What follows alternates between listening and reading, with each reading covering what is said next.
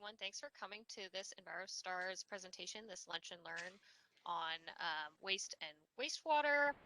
I'm just going to start out with a few introduction slides here about the EnviroStars program, kind of a review for people. EnviroStars, it's a free hub for Washington businesses to get information, help, and recognition for actions that protect their workplace, the community, and the planet. Recognition process is that businesses register, complete an application online. They go through some of these core and elective actions, and then depending on if they achieve all the core actions for each tier, they'll get recognized at those different thresholds. They'll then get a site visit completed by their assigned auditor, which is something that we'll be kind of going over a little bit more. And then an ecology compliance check. And then after that, once everything is complete, they get recognized.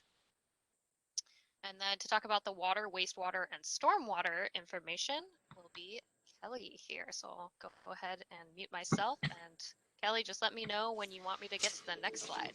Great. Okay, you can go ahead and go to the next one.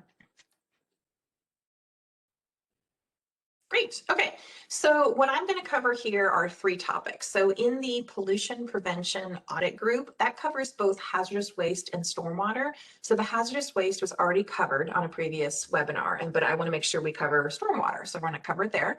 And then also we're going to cover wastewater and water conservation.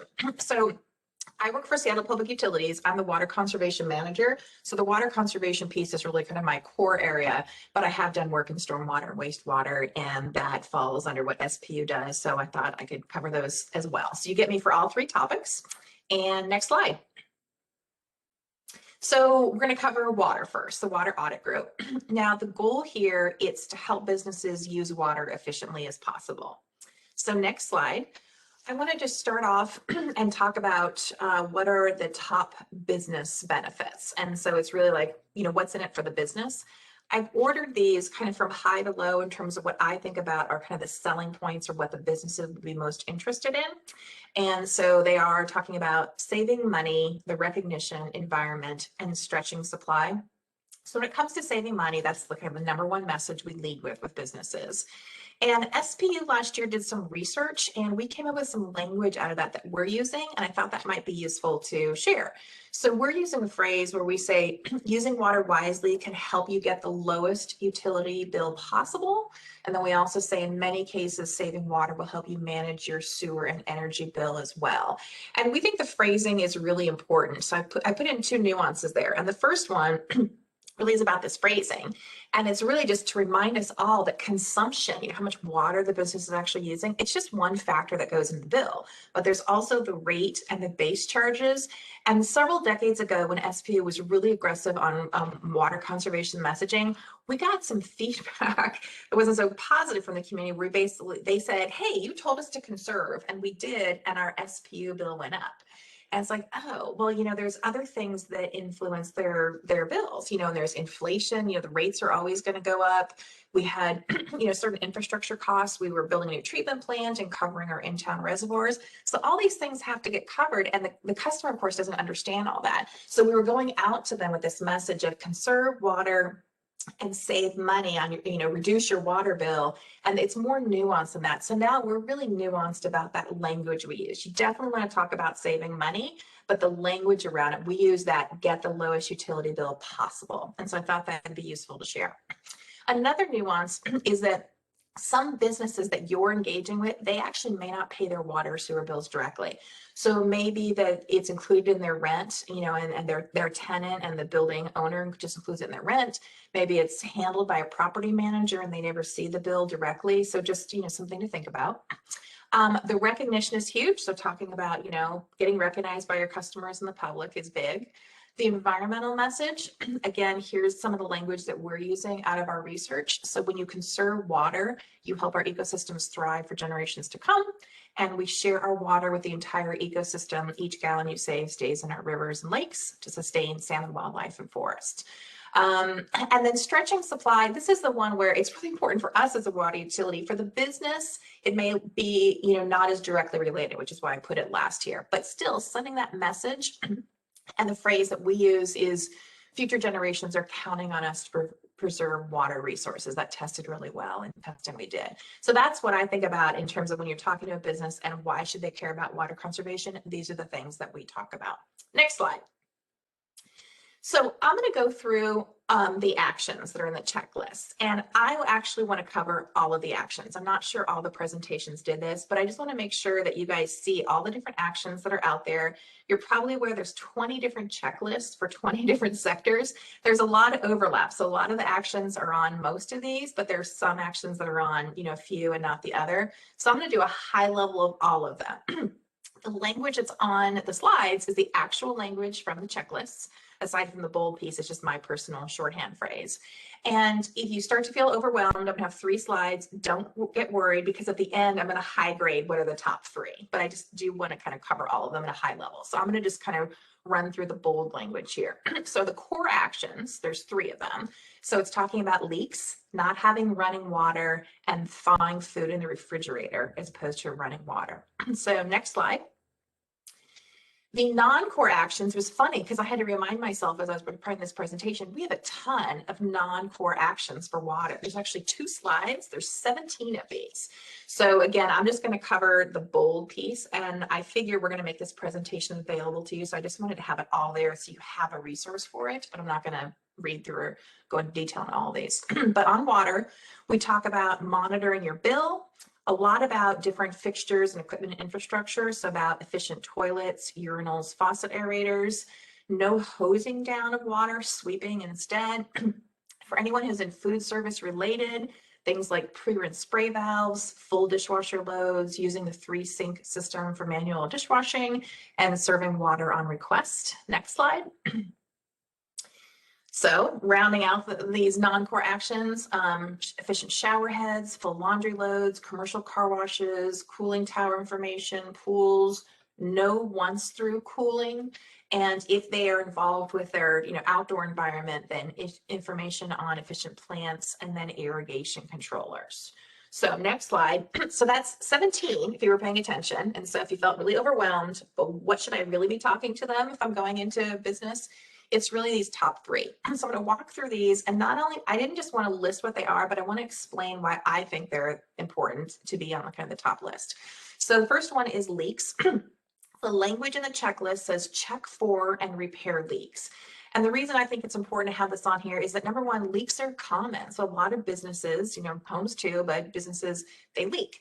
And then it really just makes sense to do it. Why be wasteful? It's a really easy message to send of like, no one wants to be wasteful. If you see a leak, it just makes sense to fix it. The second one is monitoring the bill. So it's monitoring your water bill for unexpected changes, which could indicate leaks or equipment malfunctions. So again, why did I put it on there? It's a super easy habit to do. Like I do this in my personal, life. Every 2 months, I get my SPU bill and I look at how much water was on there and how much dollars. And I compare it to like the previous bill I got and the previous time period. I do this quick, like, am I in the ballpark or is it really high? Super easy habit to do.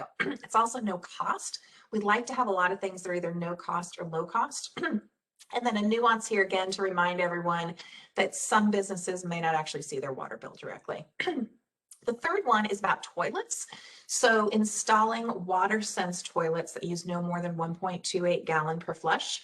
And why is this on here? Well, most businesses have at least one toilet. And also in many settings, it's the largest water user. So in a residential setting, it's definitely true. In homes, toilets is the biggest water use. And also in a lot of businesses, if you think about, just like an office space, pretty much the water that's being used is the bathroom or kitchen. And then also older toilets typically use 3.5 gallons per flush or more. So there's a lot of water savings opportunities. Okay, next slide. So now I want to talk about the free services or materials that are available. And I wanted to really remind folks that this is location dependent. So these, of course, are resources that are coming from their water utility, and depending on which water utility is serving them, they may have all of these things available to them or, just 1 or 2.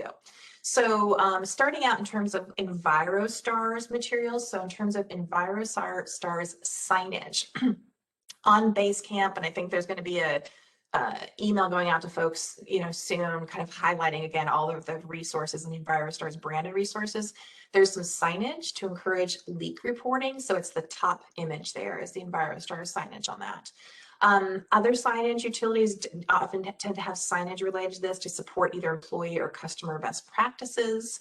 Rebates, a lot of water utilities will have rebates to cost share on upgrading to efficient fixtures or equipment. SPU certainly does. Water use consults, either on-site or certainly during COVID, virtual, really to identify water savings opportunities. So a lot of times the water utility or maybe a consultant they're working with will go in and now virtual, walk through the business and say, how are you using water and how can you be more efficient about it? Faucet aerators to improve the efficiency of faucets. Toilet leak detection dye strips, that's the lowest picture there, helps determine presence of a toilet flapper leak. And then SPU just created these leak detection kits we're giving out to businesses that helps them understand how small leaks can add up, determine if they've got toilet flapper leaks, they have those dye tabs in them, and then remind employees to report leaks. And then we have a standalone reporting leaks placard, which is the middle image there. So those are, the general things that are available, and again, location dependent. Next slide. Okay, last slide on water, and these are the top questions that you might get from businesses. So the first one is, how do I know if my fixtures or equipment are efficient? We're basically saying, make sure you have equipment fixtures. So it's reasonable for them to say, how do I know if my stuff is efficient? So the quick answer on this is to look for WaterSense or Energy Star label. So those are the graphics on the right there. Energy Star, you're probably all familiar with. It's a product labeling program through EPA that says, hey, this piece of equipment is energy efficient. So WaterSense is the equivalent of that. It's not as well known as Energy Star, but again, it's another EPA labeling program. And so plumbing fixtures, toilets, shower heads, things like that, WaterSense does labeling them. So it's really easy to look at that. Or if it's a lot of equipment that like dishwashers and clothes washers and things like that will be energy labeled. And if they're energy labeled, it's actually water efficient as well. So that's a really quick answer to give to businesses. And then another thing we hear on all of our topics is, hey, what free resources can you provide? And that was the previous slide we just looked at. Location dependent, of course. Okay, so that's a quickie on water. I got 2 more subjects to cover. So we're going to move over to wastewater, and then we'll definitely have questions at the end. So again, what is the goal here when you're going into a business and talking about wastewater? It's to help the businesses keep inappropriate material out of the sewer system. So next slide. So when it comes to, again, what's in it for the business, the number one thing is talking to them about avoiding backups, and it's preventing sewage backups in your business. And so it's really saying, hey, putting inappropriate materials down the drain can clog the sewer system and cause the sewer to back up into their business. Backups are costly and they're gross. The SPU Drainage and Wastewater Group did some research a couple years ago, and they did focus group, and this phrase came from one of the participants that they said no one wants their sewage back, and they loved it so much they were kind of marketing a lot of their materials. So the piece on the right is an SPU piece that talks about, hey, no one wants their sewage back. Keep oil and grease out of the pipes. So number one, that's the best thing to talk to businesses about. And then secondly, it's recognition. Again, getting the good public recognition for the good steps they're taking. Next slide. Okay, core actions for wastewater. There's 3 of them. I'm going to breeze through these because these 3 happen to be the top 3, which we'll talk about later. But it's sink strainers, signage, and scraping dishes. Next slide. So now on the non-core actions for wastewater, there's just 3 of them. So restroom stall trash cans. So it's basically putting trash cans in the restroom stall so that people put everything in them except the toilet paper in the toilet. So if you're in the bathroom and you have something else that shouldn't go down the toilet, but there's no place to put it, tends to go in the toilet. So if you put a trash can in there, it helps with that. Grease traps for food service, about installing and maintaining their grease traps.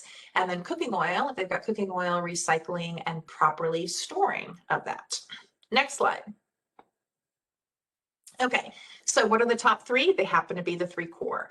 So when I put them in a slightly different order than they were listed before, because I think the signage is the most important. So signage, what the checklists say, they say post educational signage in restroom stalls to indicate nothing but toilet paper should be flushed. And again, why did I highlight this one? And it's because most businesses have restrooms, so they can do this.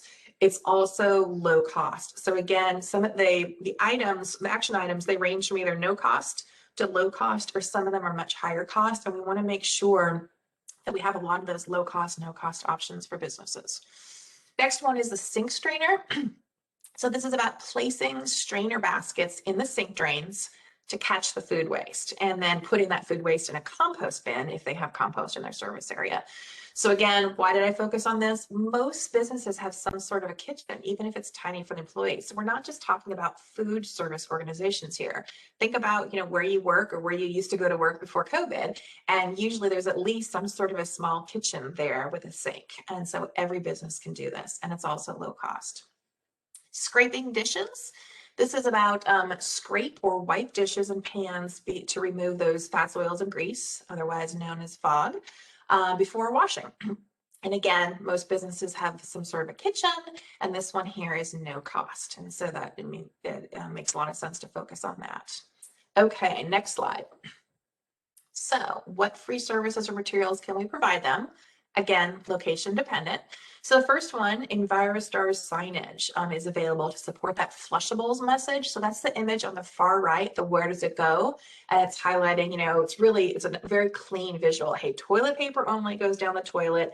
Everything else, and it lists some of them, goes into the trash can. And so that's one of the EnviroStars branded materials you have access to on Basecamp. And then other things that different utilities provide, a lot of them provide a variety of signage, again, to support employee or customer best practices.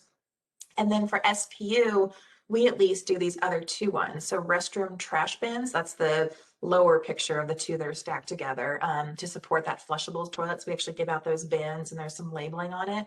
And then sink strainers, which is the upper picture, to keep food out of the drain. Next slide. Okay, so this is the top questions that you might get from businesses related to wastewater. And as always, what free resources can you provide? So it was that previous slide. And then this next one, it may not exactly be a question that directly comes to you, but I think it comes up in the conversation somehow. And it's really this issue of how do problems in the sewer system impact me as a business? And the quick answer goes back to that, very beginning of what's in it for me. And it's this issue of backups, so when those inappropriate materials go down, they clog the sewer system, they come back to you in your own sewage. And it's costly and it's gross. And that's a really clear message to send to customer. And in that they don't necessarily make that connection. They're like, I got a business, there's a sewer system, I just send stuff down the drain. What do you need me to do? And why, and what's in it for me? What's the connection? And it's really understanding the actions you and your customers, your employees and your customers take in your business actually do impact you. And it could be negatively coming back to you, and you don't want that. Okay, we're going to go on to stormwater. So this is, again, it gets confusing because stormwater is part of that pollution prevention audit group, which is kind of confusingly named. I always think of air pollution when I hear pollution prevention, but it's hazardous waste and stormwater. Okay, so the goal here, help businesses keep contaminants out of the drainage system. That's what we want here. Okay, so next slide. Okay, what are the top benefits? I think the main one, honestly, for them is really the recognition. The one that's most directly connected to them is public recognition for their good stormwater actions. The environment is big too, and hopefully they have an environmental bent and they care about that. But if they don't, it might be a little further down their priority list. But helping protect the environment obviously is huge when it comes to stormwater. And so the issue that most storm drains go directly to local waterways without treatment. And the fact that they can help keep Puget Sound clean. Two nuances that I think are important here is that if you're having conversations about stormwater, you might need to explain separated, combined, and partially separated drainage and sewer systems. For those of us who work in this world, we understand this. But most of the public, they don't understand where their water comes from. They don't understand where their energy comes from. They don't understand how the sewage and the drainage system works. So in order to kind of talk stormwater, you might need to back up and have that conversation. And then associated with that, the nuance is it'd be helpful if you know what kind of system their business is located in. So you might get off hook easy where all of the businesses in your service area are in the same sort of system. In Seattle, for example, it gets really complicated because we have all three types of systems. So when you're going into a business, to know whether they're in, separated or combined, for example, makes sense. And if they're in a separated system, to know what is the local waterway that the drainage goes into. So you can basically say, you know, water things that go into your stormwater system here by your business will end up in Creek X, you know, and don't get treated. They go into Creek X and they eventually find their way to the sound. That's a really powerful message, and most people do not understand that. Next slide. Okay, so the core actions, I'll breeze through these again because 3 of these are going to be our top 3. So we're talking about spill kits, having closed lids on waste recycling and compost containers, making sure areas are clean outside, no dumping outside, containment, and those pictures I'll just point out, the top one is a spill kit and the second one, the bottom one, is secondary containment. Next slide. Okay, so the non-core actions, there's 6 of them. We're talking about no pressure washing, inspecting storm drains, labeling storm drains, looking for leaks on, you know, equipment and vehicles, things like, you know, just oil getting into the stormwater system, low impact development, and permeable surfaces. Next slide. Okay, so what are the top 3 of all those? They were, again, 3 of the 5 that were on the core. So no dumping outside. It's funny because this is the exact language that's on the checklist. So it says empty all water used for cleaning in an indoor drain, such as utility sink, never dump this water outside. And I know I've seen this a bazillion times from EnviroStars, but looking at it again recently, I'm like, well, shouldn't our message really be broader? And it's like, don't put anything down the storm drain. That's the message we're trying to send, is a storm drain is for water, rain, nothing else. And so really key to send that message. And also it's no cost. So easy to say, it doesn't cost your business anything to do this right. For spill kits, have a pollution prevention spill kit, create and post a spill plan, and train staff. So why did I put it on the top 3? Super effective. And also it's often provided free by utilities. A lot of utilities will provide this for free. Last one is containment. And so properly store and use secondary containment, such as a bin or a tub, for all hazardous materials. Again, we saw that picture earlier, and super, super effective. Next slide. Okay, so what do we have for them for free? Again, location dependent. A lot of utilities give out spill kits for free in the training and writing of plans, helping with writing plans. Some utilities actually give out secondary containment materials as well. A lot of utilities have signage, you know, to place on barrels so people know what's in this barrel. Do I need to worry about if it spills and gets in the drainage system? And then technical assistance. A lot of folks will do on-site or virtual you know, conversations with the utility, basically, you know, looking at their system and identifying ways to improve. Next slide. And that's my last one. So again, top questions, always back to what do you have for me for free? And we just talked about that slide. And then again, I think something that comes up, maybe not so much again as a direct question, but really comes out in the conversations is, hey, I don't understand the relationship between stormwater and my business. Like, why are you talking to me about this? I think the quick answer to this is, hey, businesses are responsible for managing the stormwater on the property, you know, and then we can be that, and we're here to help you with that. So that is the end of my slides. We're at 25 minutes. I think we have 5 minutes for questions, or just maybe questions for me, or just discussion amongst the group, whatever folks want to do. Yeah, please, if anyone has any questions, now is a great time to ask them. You can either just go ahead and unmute and ask, or drop them in the chat.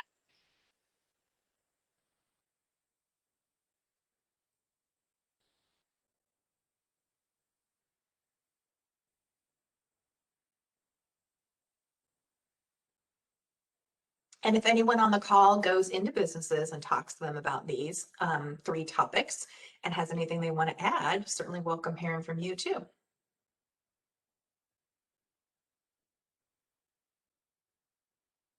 Love your concise and clear explanations, Kelly. Nice.